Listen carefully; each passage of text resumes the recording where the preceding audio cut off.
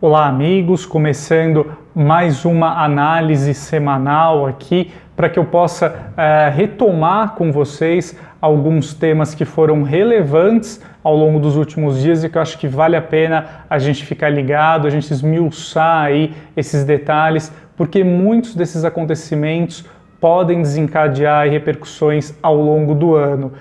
Nesta semana, algumas novidades interessantes ficaram por conta de anúncios de algumas montadoras sobre novos produtos aqui no Brasil.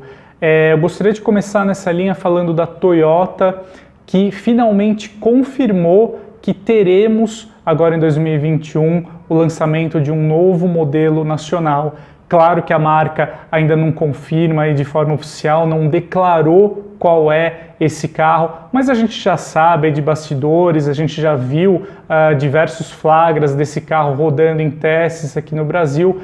Trata-se aí do Corolla Cross, esse interessante SUV médio que vai chegar na mesma categoria do Jeep Compass, do Volkswagen Taos e vai apimentar muito o mercado brasileiro, principalmente aí o segmento de SUVs. É um modelo que vale a pena a gente ficar ligado.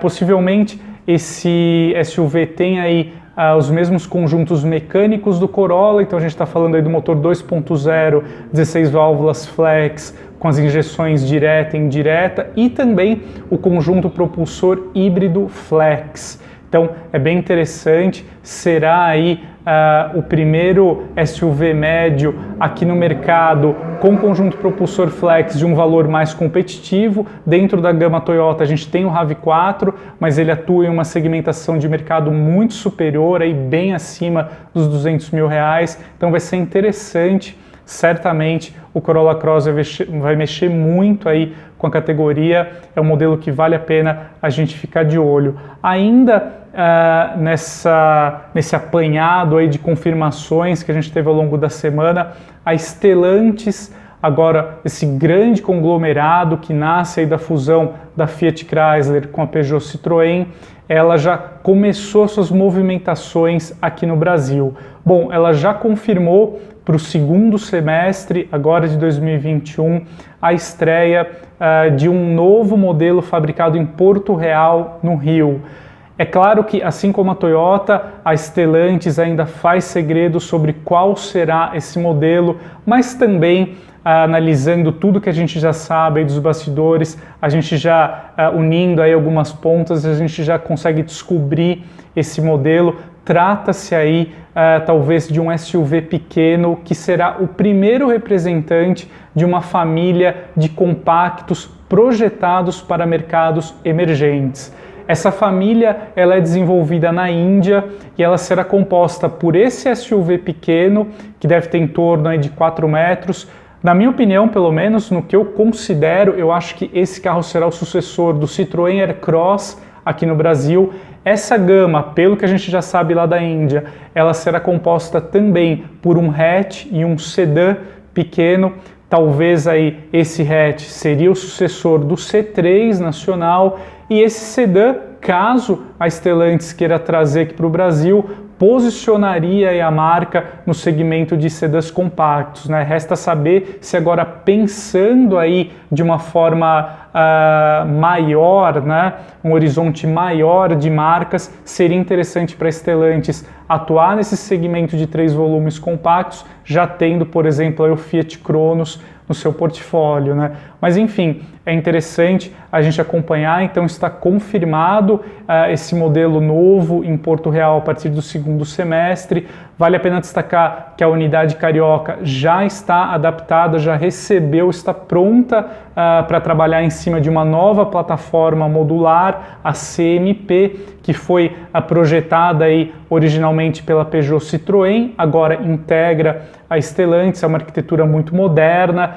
também é multi-energia, então ela pode suportar aí projetos de carros eletrificados. Então é uma estrutura aí bem mais interessante. É fato que a Citroën há muito tempo precisa de um estímulo grande aqui no Brasil para retomar uma participação de mercado mais condizente com o que ela já conquistou aqui no Brasil, né, em outros tempos, e certamente uma renovação de gama é fundamental para isso. Hoje, basicamente, a marca vive aqui no Brasil das vendas do C4 Cactus, o seu SUV compacto, mas ela precisa, de fato, de um sopro aí de novidade, né? Então é interessante que as marcas francesas aí agora também integrando a Stellantis terão aí um novo foco, né? Então é interessante a gente ficar de olho.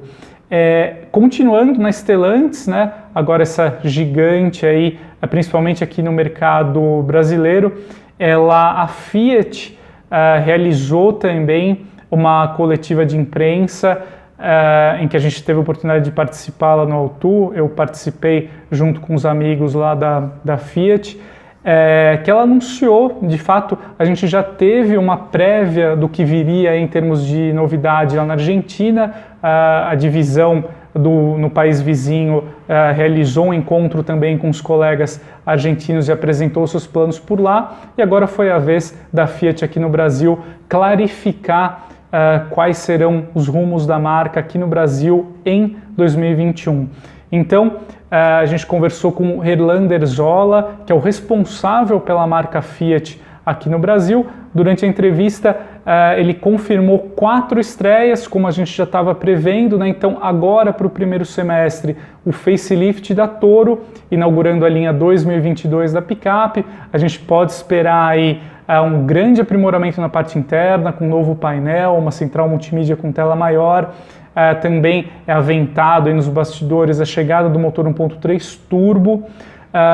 O principal executivo aí da Fiat, o Zola, ele também confirmou a chegada do 500, da nova geração do hatch aqui no Brasil, que agora só tem propulsão elétrica.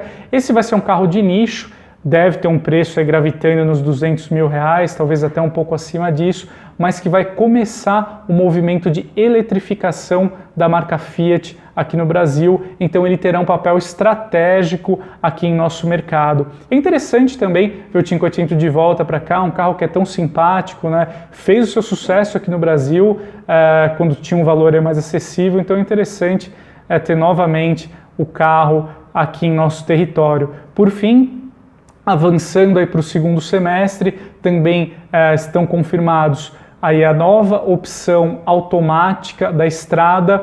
Provavelmente a picape aí terá uma caixa CVT associada ao motor 1.3 Firefly, isso nessas configurações mais caras, então com certeza aí a Vulcano terá essa opção automática.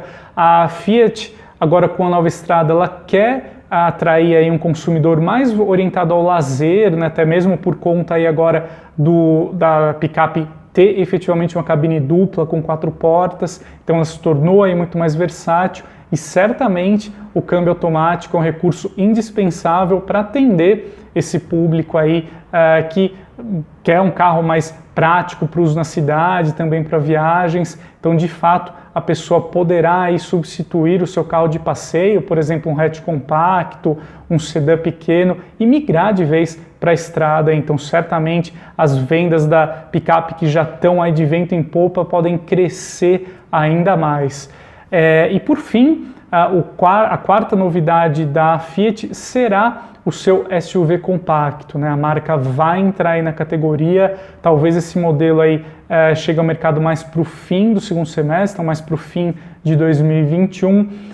A Fiat não deixou ainda muito claro qual será o posicionamento de mercado desse carro.